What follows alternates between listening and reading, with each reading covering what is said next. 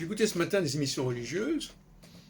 Je commençais vers 7h30 du matin, je me suis réveillé assez tôt. Alors j'avais une insomnie, je sais pas. Et on parle du pasteur. Et je me suis dit que le pasteur, je crois que c'était une émission protestante, était comparable à ce que j'appelle le leader ou le tzaddik, le juste. Et que le pasteur anime une ecclésia, il anime une église.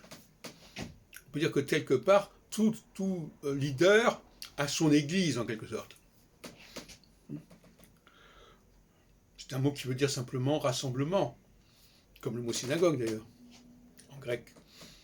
Donc, bien entendu, en effet, le leader est un pasteur, a son église, même si ça ne se situe pas sur le plan religieux, stricto sensu, bien entendu. Mais néanmoins, et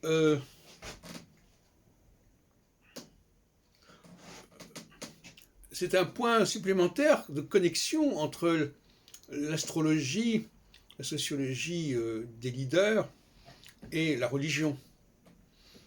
La religion nous apporte un cadre, un personnage, le pasteur, avec ses brebis, hein, et, parce que ça renvoie au berger, quelque part, le pasteur, et à l'église, et on connaît la formule de Jésus, tu es Pierre, et sur Pierre je bâtirai mon église.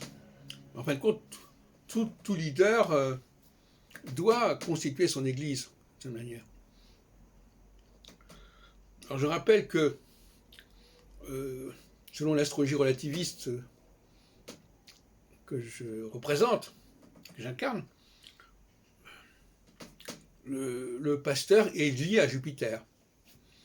Il est lié à Tzedek, comme on dit en hébreu, et c'est pour ça qu'on dit que c'est un tzaddik, un juste. On ne peut pas imaginer un véritable pasteur qui n'aurait pas cette dimension jupitérienne et qui n'obéirait pas quelque part au cycle jupitérien. C'est pour ça que j'engage les milieux religieux à prendre connaissance de cette astrologie du leader, du pasteur. Ça me paraît une démarche souhaitable.